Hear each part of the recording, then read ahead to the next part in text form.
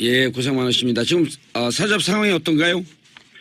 지금 사저 앞에 취재진이 굉장히 많이 모여 있습니다. 제가 이 삼성동 박 전 대통령 사저 바로 길 건너에 있는 건물 옥상에서 예. 지금도 사저를 내려다보고 있는데 이 박 전 대통령이 어제도 그러고 오늘도 그러고 언제 복귀할지 좀 밝히고 있지 않지 않습니까? 예. 그러다 보니까 취재진들도 뭐 혹시 이 밤에 늦게 온다거나 이런 상황을 대비해서 이 앞에서 밤샘 취재를 하고 있는데 예. 지금도 한 200명 정도가 모여서 외신들도 보이고 굉장히 취재하기가 뜨겁습니다. 난리가 났네요. 네. 예. 그런데 언제쯤 올 거라고 예상하고 계세요? 지금 어제 나왔던 얘기가 아직 공식적인 발표는 안 났는데 그래도 이 탄핵이 인용되고 나서 너무 오래 청와대에 있을 수는 없어서 그렇죠. 민간인 주말, 신분이니까. 예. 그렇죠. 그러니까 예. 오늘이나 내일쯤은 오지 않겠느냐 전망이 나왔었거든요. 예. 근데 지금도 이 사저 2층에서 지금 그 통신장 설치 공사를 하고 있는 걸 제가 보고 있는데 예. 아침 9시쯤에 1톤 탑차 한 대에서 이 나무로 된 그 집안 수리 자재가 한가득이 내렸어요. 한 10톤 예. 정도 내릴 정도로 굉장히 많은 분량이 내렸는데 그걸로 봐서 이 수리가 단기간에 끝나진 않을 것 같고 예. 그 뜻은 어허. 주말 중에도 박 전 대통령이 복귀하기 힘들지 않겠나 이런 전망이 나오고 있습니다. 예. 헬리콥터까지 떠 있다고요? 그렇습니다. 이 취재 열기가 워낙 뜨겁다 보니까 예. 이 언론사에서 이제 그 위에서 좀 내려다보는 촬영을 하려고 헬기를 띄워서 취재를 하고 있는 모습도 계속 보이고 있습니다. 헬리캠을 띄운 거예요? 헬기를 띄운 거예요? 헬리캠을 띄운 언론사도 있고 아예 헬기가 출동한 아하. 지상파 언론사 같은 경우는 이제 저희 SBS도 마찬가지로 헬기가 아예 떠서 촬영을 하고 뭐 이런 상황입니다. 네. 태극기든 박사모 회원들은요? 아직은 보이지 않습니다. 왜냐하면 아직 박근혜 전 대통령이 오진 않았으니까 예. 아직은 없는데 새벽에 이 박근혜 전 대통령 지지자로 보이는 분이 이 집 앞에 이 화분을 예. 뭐라 그래야 되죠? 화환 예. 같은 거를 꽃바구니를 하나 두고 간 게 있었거든요. 근데 지금 그 박사모 측에서는 박 전 대통령이 청와대에서 나오면은 이 앞에 모여서 응원을 하자. 뭐 태극기를 들고 뭐 태극기 물결을 이루자 이런 지금 얘기가 계속 나오고 있어요. 예. 그래서 아마 박 전 대통령이 사저로 복귀를 하게 되면 그 지지자들도 함께 상당수 이 앞에 계속 모여 있을 것 같은데 예. 이곳이 그 상당히 조용한 주택가입니다. 예. 예, 그리고 또 골목으로 돼 있고요. 예. 그래서 만약에 그런 상황이 올 경우 굉장히 혼잡한 상황이 좀 이뤄질 수 있어서 경찰들도 바짝 긴장한 모습을 볼 수 있습니다. 예. 주민들 반응은 어때 보여요? 일단 어제 탄핵 인용 발표가 난 직후에 그 주민분들이 나와서 이 박 전 대통령 사저를 핸드폰으로 사진 촬영도 하고 또 일부 언론사랑 인터뷰도 하고 이런 모습을 볼 수 있었는데 그 주민분들 중에는 의외로 이 인용을 반기는 분들이 꽤 많았었어요. 어제 같은 어허. 경우에 제가 본 바로는 예. 그런 뭐 주민분들 전체 다는 아니겠지만 그 언론 인터뷰를 하시거나 뭐 아니면 자기들끼리 얘기를 하고 막 이렇게 지나가는 모습 이런 거에서는 탄핵 인용을 반기는 분들 꽤 많이 볼 수 있었고 일부 주민분들은 이제 그 혹시 있을지 모를 뭐 예를 들면은 이제 그 친박 단체가 모여와서 집회를 이곳에서 연다거나 그렇죠. 그런 상황을 좀 우려하시는 분도 있고요. 예. 좀 만감이 교차하는 분위기를 느낄 수 있습니다. 예, 알겠습니다. 김종훈 기자님 계속 수고해 주시고요. 지금까지 네네. 삼성동 박 전 대통령 사저에 나가 있는 SBS 기자 김종훈 기자와 연결해드렸습니다. 직접 가시려고 그러나 글로? 직접 기다리다 가시면 되지. 왜 집을 고쳐? 보니까 뭐 네. 냉동 탑차더라고 보니까 한 달쯤 걸릴 것 같은데 그러니까, 한 달 동안은 못 있잖아요, 청와대. 네, 뭐 직접 글로 직접 어디로 가시는지는 예, 제가 모르겠는데. 서울 모처로. 네. 근데 이런 게 있어요. 그러니까 원래는 어제 이제 11시 21분에 파면이니까 바로 나와야 되는 거죠, 원래는 원칙은 그래요. 근데 이제 그 이후에 어떤 절차나 그런 거에 대해서 규정은 없죠. 그러니까 대부분 일반적으로 대통령이 임기를 채웠을 때 예. 그때는 이제 전임자가 들어오기 전까지만 나가면 된다고 합니다. 원래 그렇대요. 그래서 이명박 대통령은 이명박 대통령은 전날 나가지고 노무현 대통령이 바로 직전에 나가셨다나 두 분이 바뀌었나 하여튼 예. 그래요. 예. 네. 근데 이제 박근혜 후임자가 들어올 때 나가면 된다. 그렇죠. 집 빌려주는 거죠.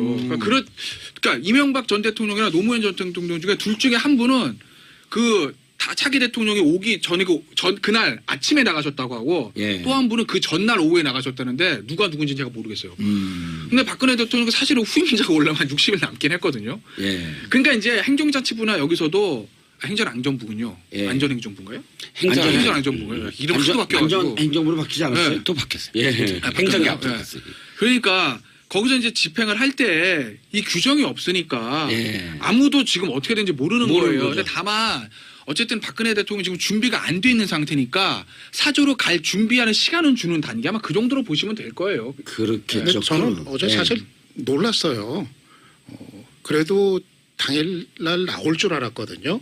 뭐 일부에서는 만약 이제 탄핵 파면돼도 안 나오고 계속 버티다가 끌려 나오는 장면을 일부러 보이질지도 모른다. 그거는 좀 눈물을 흘리면서 그런 이제 예, 일부 그렇죠. 일부 시각이 있었는데 저는 그래도 예. 안 그러리라고 생각했거든요.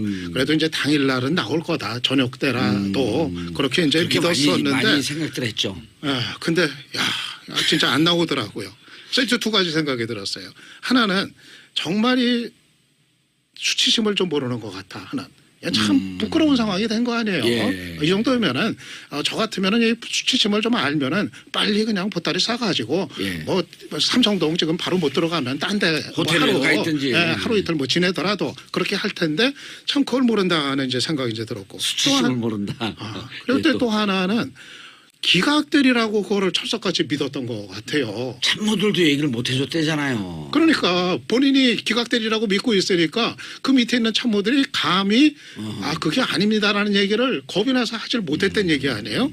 그러니까는 삼성동 뭐 들어갈 생각을 아예 안 하고 있었다는 얘기가 되니까 그 정도 내용인데 어떻게 그걸 기각이 되리라고 철석같이 믿고 있었을까 예. 생각을 하니까 참 이 정신세계가 전 다르긴 다르다 하는 이제 생각이 드는데 아무튼 근데 좀 계산을 좀 정확히 해야 될 것 같아요. 예. 지금 대통령 아니잖아요. 민간인인데 지금 청와대에서 먹고 자고 지금 하루가 될지 이틀이 될지 지금 모릅니다. 사용료 받을까요? 그거 예산으로 지금 나가는 거 아니에요? 그렇죠. 이거 계산은 어떻게 해야 되는 거죠? 저도 모르겠어요. 아니, 나중에 김태현 변호사님 답변하시고. 저도 모르겠어요. 저도 모르게 자꾸 물어보지 마세요. 아니 저도 그런데 곤란합니다. 잠깐만요. 여기 이제 국회의원들이 대법원에서 이제 돈 먹고 어쩌고 확정 판결 나잖아요. 현직에 있을 때. 그럼 국회의원들이 거기서 사는 건 아니니까 국회 들리는 국회의원들이 없어요. 보좌관들이 다 집 빼앗고 나와요. 왜냐하면 창피하고 못 가요 거기를. 그 지금 유 박사님 말씀이 그냥 이렇게 편하게 재밌게 얘기하는 것 같지만 사실은 핵심이에요. 정말 창피해서 국회를 못 가고 보좌관들이 집을 빼오거든. 그런데 보좌관들이 빼는데 확정 판결 나자마자 경비들이 딱 가서 서 있어요. 아니 저는 국회의원 아닐 때 아웃됐으니까. 바로 가셨죠? 그냥. 예.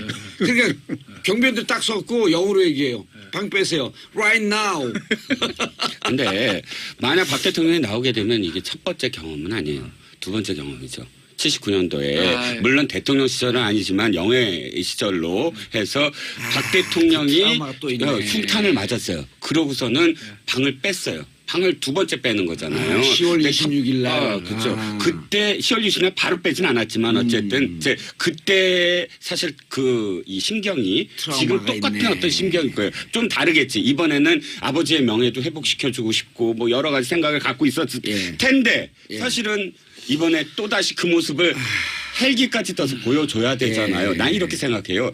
보일러 핑계야. 솔직히 나도 보일러 핑계라고 생각해요. 전기장판 까면 되지. 뭐 근데 보일러가 중요한 게 아니라 심경. 일단 나오는 장면이 다 찍혀요. 그러면 그 생중계되고 말을 안 해도 그것 자체가 정치적 메시지가 되잖아요. 이 실장님 문자 왔어요. 이 실장님 보일러 전문가신가요? 라는 문자 안 왔습니다. 예, 그래서 어찌됐든 그 심경을 정리할 시간. 그러니까 나올 때 어떤 시간이다. 말을 안 해도 그런 어떤 장면들이 다 찍힐 거를 보여줄 때 나는 이런 어떤 지난 그 79년도의 어떤 마음의 상처 때문에 한 번 더 좀 시간을 갖는 게 어떠냐 하는 어떤 상황 아니겠느냐고 알겠습니다. 이해를 하고 싶은 거예요. 유 박사님. 근데 저는 지금 박근혜 씨가 이렇게 얘기해도 되죠? 민간인인데. 전 모르겠어요. 왜 저한테 물어보세요, 제가. 아니 뭐 SBS 심의에 걸리는 거 아니죠? 심의에는 뭐 여러 번 걸렸어요. 한지 일주일밖에 안 됐는데 수시로 걸립니다. 아니 저는 어제 그 상황 보면서 우리가 예우를 못 봤는데 박근혜 전 대통령. 굳이 이렇게 예우를 해줘야 되나 박근혜 생각이 전 들었었는데 대통령. 가급적이면 그게 좋아요. 그럼요. 그럼 협조를 해드릴게요. 근데 큰 인심 쓰듯이 협조를 해드리는데. 어쨌든 박 전 대통령이 좀 저런 생각이 들어요. 그 지금 79년, 80년 그때 청와대 나올 때 얘기도 지금 나와서 얘기인데 그렇죠. 이 청와대를 마치 좀 자기 집처럼 생각하는 거 아닌가 하는 그런 느낌이 종종 들어요. 그러니까 워낙 그 어렸을 때 자라면서 아버지 시절에 청와대에 정말 오래 살았잖아요. 그러니까 10살, 11살 때 들어갔습니다. 16년. 그렇죠. 그러니까 거기서 이제 굳어진 게 마치 청와대는 내 집이다. 그래가지고 나중에 대통령 돼가지고 들어갈 때도 좀 그런 기사 본 기억이 나요. 좀 다시 이제 청와대로 이제 돌아온 그 이제 소회 같은 거. 집에 돌아온. 예. 그러니까 유난히 좀 슬픈 거예요. 자꾸 청와대를 나오는 게. 근데 사실은 그게 정상적인 사고는 아니거든요. 청와대라는 게 어디까지나 대통령이 임기 동안만 있고 누구든지 대통령직에서 이제 끝나면은 바로 이제 방 빼는 게 청와대거든요. 원래 이제 그런 곳인데 유난히 박 전 대통령이 이 청와대에 대한 애착, 미련, 집착 이런 게 강하다면은 사실은 그 사고도 좀 문제다. 전 좀 그런 생각이 들어요.